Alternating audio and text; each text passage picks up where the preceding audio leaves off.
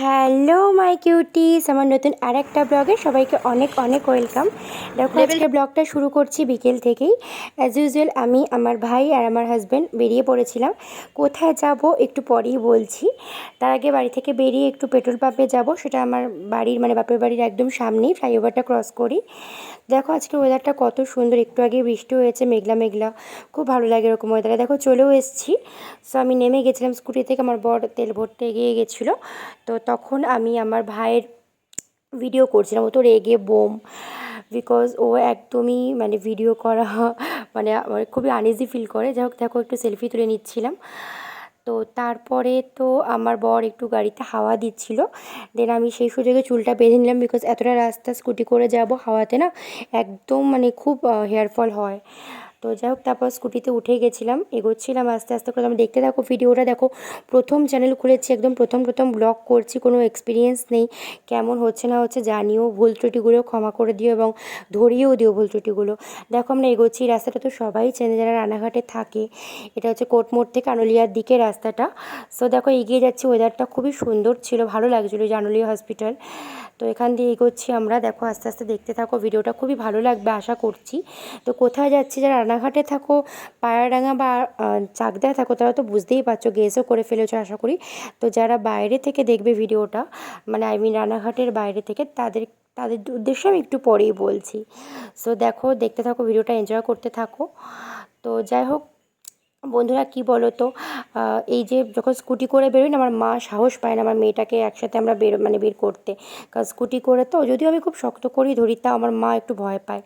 তো যখন 4 চাকা নিয়ে বেরোই তখন ওকে নিয়ে বেরোই, তো খুব মিস করি রাস্তায় বেরিয়ে। তো তাড়াতাড়ি আমরা বাড়ি চলে আসি, বেশিক্ষণ ঘুরি না, দেখে ওরকম ভিডিওতে মনে হয়। যাই হোক, তো যাচ্ছিলাম এগোচ্ছিলাম আস্তে আস্তে করে। আমি তো ভিডিও করছিলাম বলে আমার বর রাগ করছিল যে মোবাইলটা তোমার পড়ে যাবে। যাই হোক তারপর এগোচ্ছিলাম, দেখো ভয় লাগছিলো যে বৃষ্টি না চলে আসে, যদিও ডিকিতে ছাতা ছিলই।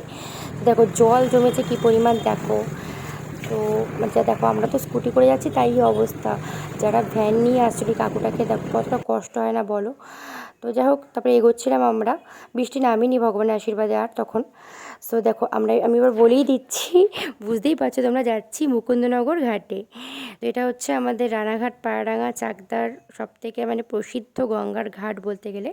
সেখানকার যে মন্দির যেগুলো আছে, এত সুন্দর, এত শান্তির জায়গা এটা না। গেলে যারা গেছো তারা তো জানো, রানাঘাট চাকদা পায়রাডাঙ্গার ছেলেমেয়েরা তো মানে প্রায়শই যায় এখানকার। মানে দেখো চলেও এসেছি আমরা কথা বলতে বলতে। সো দেখো পরিবেশটা জাস্ট দেখতে হবে এখন কতটা পরিমাণে সুন্দর, আকাশটা দেখো।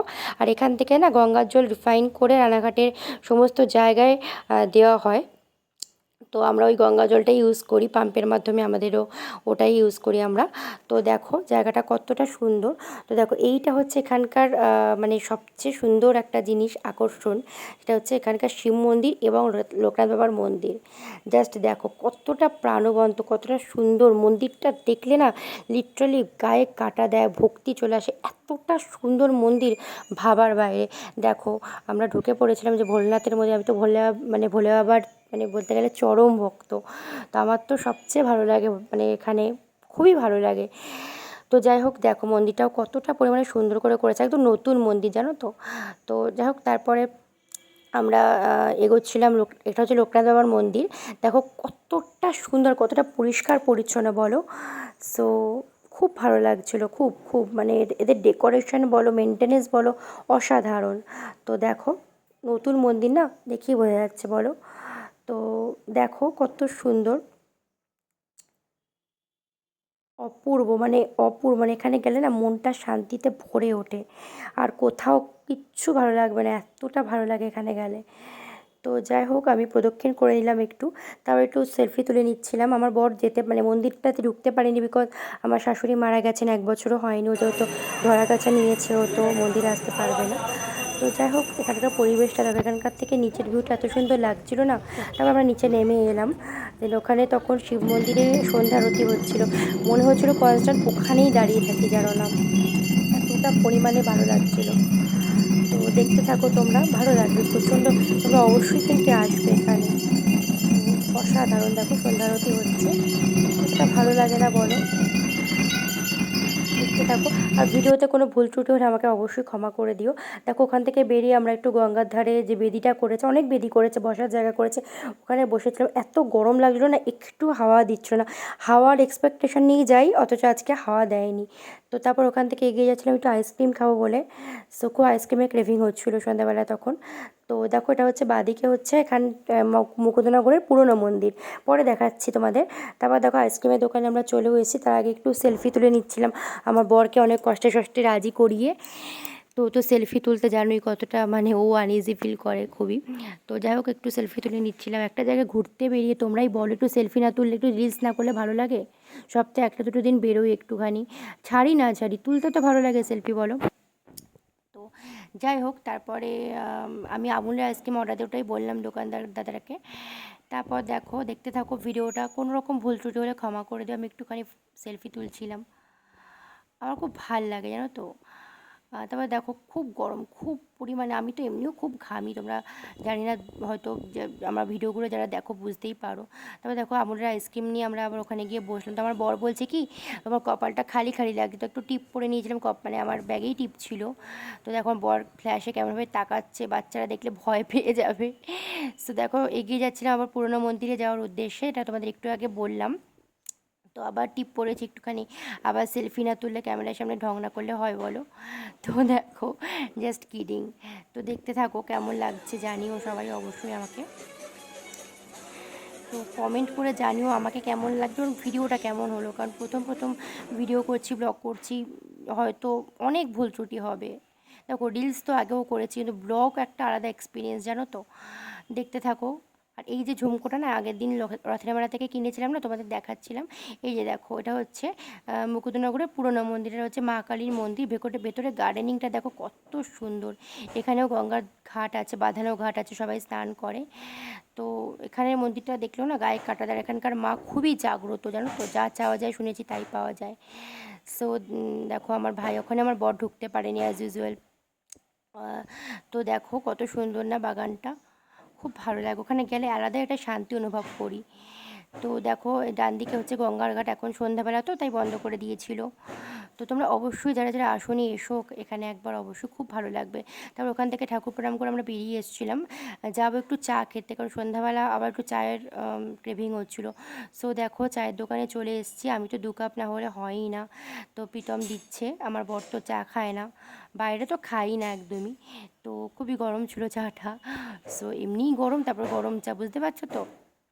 তারপর যাই হোক চাটা খেয়ে আবার একটুখানি সেলফি টেলফি তুলে তারপরে আমরা ওখান থেকে বেরিয়ে আসি। আমার মা ফোন করলো যে একটু চপ খেতে ইচ্ছে করছে।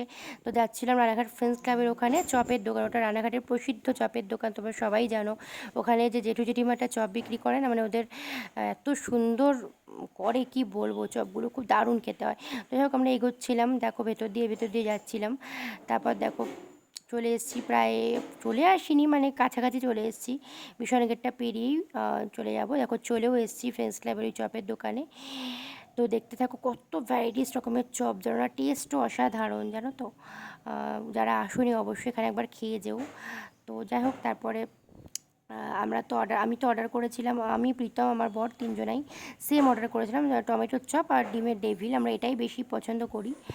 তো আর কাটলেটটাও ভালো করে, ওটাও খাই নো ডাউট। তো দেখো তারপরে খেয়ে দিয়ে এখন আমি ভিডিও এডিট করছি, আমার এখনই লোভ লাগছে জানো না এগুলো দেখে, কী আর করা যাবে, এখন তো আর পাবো না। তো যাই হোক তারপরে খেয়ে দিয়ে আবার একটুখানি সেলফি তুলে, এখানকার আলোটা এত ভালো না, আমার বড় রাগ করছিলো যে তাড়াতাড়ি চলো। এরপরে আমার জন্য একটা সারপ্রাইজ ওয়েট করছে, যেটা আমি তোমাদেরকে বলছিলাম, মানে ক্যাপশনে দিয়েছি যে আমার এক কাজিন, এই যে দেখো পেছনে, ও হচ্ছে লিটারালি 3 বছর পর সাথে আমার দেখা, ও ইউএসএতে সেটেল, ওখানেই জব করে, হোটেল ম্যানেজমেন্ট পাশ করার পর ওখানেই জব করছে। সেই যে দেখো এত বছর পরে দেখা এখানে, ও আমাকে অনেকবার ফোন করেছে এখানে এসে, কিন্তু আমার ফোনটা ওই নাম্বারটা সুইচ অফ ছিল বলে ও পায়নি। তো নতুন নাম্বারটা ও অ্যাকচুয়ালি জানে না, বিকজ অনেক দিন সত্যি কথা বলতে সেভাবে কথা হয়নি। তো যাই হোক আমাদের বাড়িতে নিয়ে যাচ্ছিলাম আমার মাকে, মার সাথে দেখা করা বলে, কারণ আমার মা ওকে একদম নিজের ছেলের মতো ভালোবাসে। তারপর আমার মেয়েকেও দেখেনি, বলছিল চল ভাগ্নিকে দেখে আসি। সো লিটারালি আমার মা তো ওকে দেখে মানে সেই কি বলবো খুব খুশি, না নিয়ে গেলে তো খুবই রাগ করতো যে তুই দেখা হয়েছে আনিসনি কেন, ওর নাম সেটা সৈকত। তারপর আমার মেয়ের সাথে দেখা করলো, দেন গল্প টল্প করে তারপর ও চলে গেল।